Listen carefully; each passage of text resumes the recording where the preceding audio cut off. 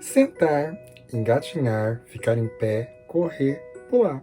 Qual criança que nunca fez isso? Mas você já parou para se perguntar como isso acontece?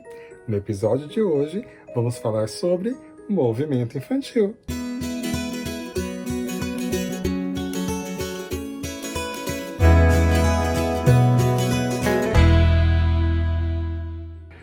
O auge de todo desenvolvimento infantil é o andar. Mas como se chega nesse processo? Né? Como que o bebê interage com o ambiente que ele está? Como que ele é estimulado para chegar até a fase do andar? Muitas pessoas acreditam que para um bebê andar ela precisa passar por vários tipos de fase, né? Como por exemplo, ele ficar deitado de costas para baixo, ele virar com a barriguinha para baixo, depois ele senta, depois ele engatinha e aí sim ele anda. Mas na verdade, esse processo não precisa acontecer nessa sequência. O importante é que o bebê vivencie todos esses momentos em toda a sua plenitude, para que a partir dessas vivências que ele vá possuindo no cotidiano dele, ele tenha a capacidade, a habilidade de chegar a ficar em pé e andar. E é muito importante que nesse processo, nós enquanto estimuladores, né, enquanto interventores ali desse processo, né, de fazer essa intervenção de uma forma que estimule o bebê a chegar a essa fase, temos que ter essa visão muito conceituada. Por quê? Se a gente não tem essa visão, a gente não consegue estimular o bebê da maneira correta. Nos primeiros meses de vida, o bebê tem reflexos. Reflexos são movimentos involuntários que, de acordo com o estímulo que é oferecido para o bebê nesse primeiro momento de vida dele, ele tem essa reação motora. Com o passar do tempo, esses reflexos deixam de ser involuntários e passam a ser voluntários, ou seja, há uma vontade, há uma necessidade do bebê de realizar aquele movimento. Então, quando a gente fala de estímulos motores, nós estamos falando da capacidade que o bebê vai criar para organizar e executar esses movimentos corporais com a maneira que ele se sinta identificado, né? Ou seja, ele queira fazer aquilo. É uma identificação que ele tem em relação àquele ato motor, aquele movimento que ele quer fazer, em relação a algum movimento, algum momento, alguma situação de aprendizagem que ele está vivenciando. É por isso que quando a gente fala de estímulos motores, nós falamos dessa capacidade de preparação que o bebê tem que ter para chegar nas fases posteriores, ou seja, até para o ato dele ficar de barriga para baixo, que é a segunda fase que a gente pode pensar aí como uma evolução do movimento, ele precisa de estímulo. Então, esse contato que o corpo dele tem com as superfícies, né? Seja com o colchão, seja com a almofada, seja com o colo, tudo isso vai preparar o bebê para essas outras fases. Então, a gente fala que não há um segmento para que esses estímulos aconteçam, mas eles precisam acontecer dentro desse universo mágico que é a interatividade com o bebê que a gente faz no cotidiano, para que isso vá se solidificando. E quanto mais momentos como esse o bebê vai vivenciando, mais aprendizagens motoras e mais condições motoras para outros movimentos vão se estabilizando.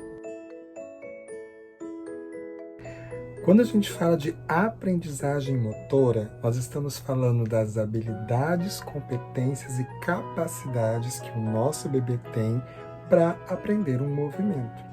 É por isso que é muito importante que o bebê interaja com outras pessoas, que ele visualize outras pessoas executando esses movimentos, porque ele sempre vai partir do processo de aprendizagem por meio da observação. Ele vai olhar, ele vai visualizar aquele movimento que a outra pessoa está fazendo e ele vai querer fazer também. Pode perceber que quando você faz um movimento perto do bebê, que você tenta estimular ele a fazer alguma coisa, pode ver que ele reproduz da forma que ele compreendeu, sempre respeitando isso, tá? Não é que ele vai fazer uma cópia sua, não existe isso com o bebê.